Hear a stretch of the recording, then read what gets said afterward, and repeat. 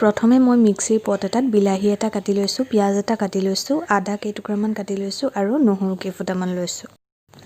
এতিয়া এই গোটেইখিনি গ্ৰাইণ্ড কৰি ল'লোঁ আৰু এইখিনি কমপ্লিট গুড়ি হৈ নগ'ল, কিন্তু তথাপিও বনাওঁতে একো অসুবিধা নহয়।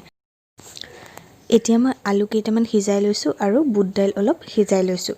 আলুখিনি মেছ কৰি ল'ম আৰু বুট দাইলখিনিও অলপ গ্ৰাইণ্ড কৰি ল'ম। বুট দাইলখিনি মই মিক্সিত মাৰি ল'লোঁ অলপ আৰু আলুখিনি চামুচেৰে এনেকৈ মেছ কৰি লৈছোঁ।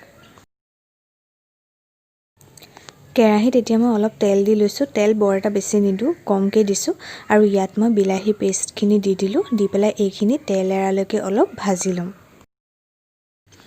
এতিয়া মই বাতি এটাতে জিৰা গুড়ি এচামুচ আৰু ধনিয়া গুড়ি এচামুচ এনেকৈ পানীৰে অলপ গুলি লৈছোঁ। আপোনালোকে ইচ্ছা কৰিলে আৰু কিবাকিবি মছলা এড কৰিব পাৰে।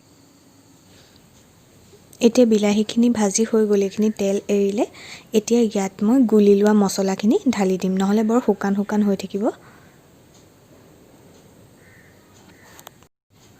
এতিয়া এইখিনি ভালকৈ আকৌ ভাজি ল'ম অলপ সময়। এইখিনি ভাজি হৈ গৈছে। এতিয়া ইয়াত মই আলুখিনি ঢালি দিম।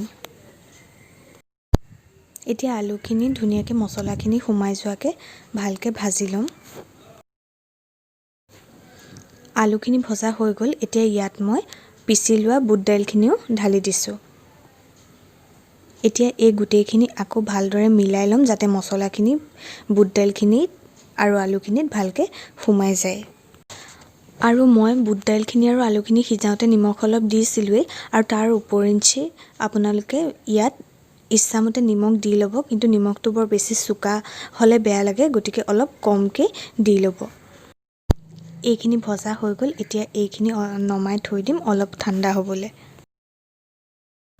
এতিয়া মই আটাখিনি মাৰি ল'লোঁ। আটাখিনিত একো দিয়া নাই, আমি নৰ্মেলি যেনেকৈ মাৰোঁ তেনেকৈ মাৰি লৈছোঁ। এতিয়া এনেকৈ লাডু এটা লৈ অলপ হাতেৰে বহল কৰি দিছোঁ। এতিয়া ইয়াত আলু আৰু বুটখিনি অলপ অলপকৈ ভৰাই ল'ম।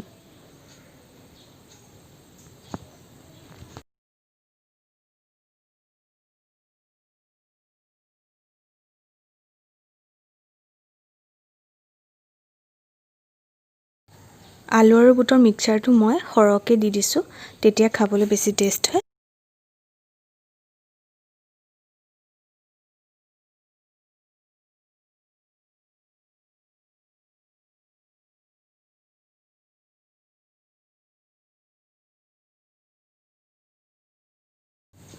এতিয়া এনেকৈ চাৰিওফালৰ পৰা বন্ধ কৰি লৈছোঁ আৰু তাৰপিছত লাহে লাহে ৰুটিখন বেলি ল'ম।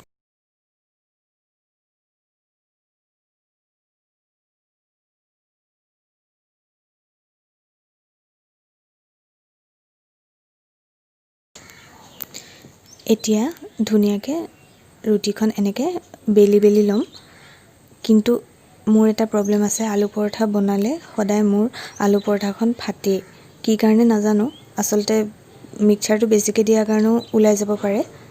কিন্তু হ'লেও এনেকৈ বেলোতে অলপ দিগদাৰ হ'লেও কিন্তু ভাজাৰ পাছত গম নাপায় ওলাই গ'লেও, আৰু খাবলৈ যিমান মিক্সাৰটো বেছি হয় সিমান টেষ্ট হয়। আপোনালোকেও সাৱধানে বেলিব যাতে ফাটি নাযায়।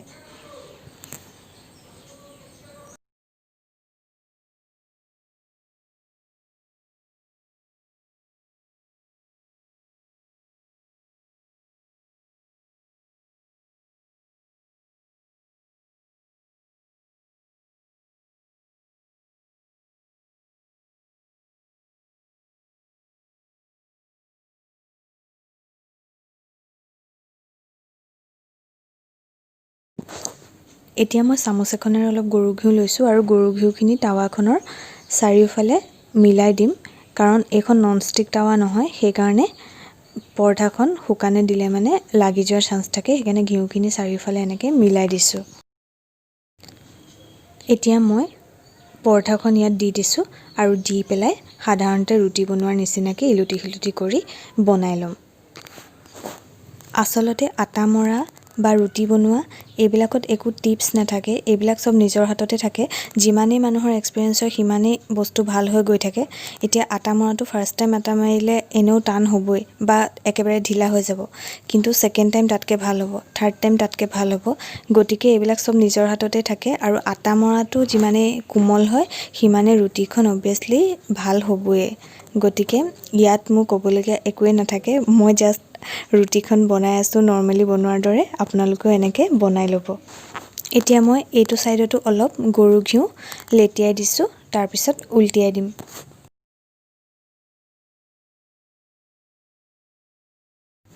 পৰঠাখনৰ এটা ছাইড হৈ গ'ল, এতিয়া এটা ছাইড মই দি থৈছোঁ, এটা ছাইড হ'লে আৰু নমাব পৰা হৈয়ে যাব। এইখন হৈয়ে গ'ল নমাব পৰা। এয়া চাওক আমাৰ আলু পৰঠা এখন ৰেডি হৈ গ'ল। এনেকৈয়ে বাকী গোটেইকেইখন পৰঠা বনাই ল'ম।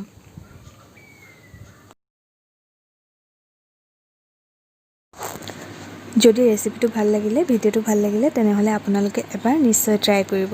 আৰু যদি মোৰ চেনেলটো এতিয়ালৈকে ছাবস্ক্ৰাইব কৰা নাই তেনেহ'লে প্লিজ ছাবস্ক্ৰাইব কৰি দিব, তেতিয়া মোৰ নতুন নতুন ৰেচিপিবিলাক আপোনালোকে পাই থাকিব।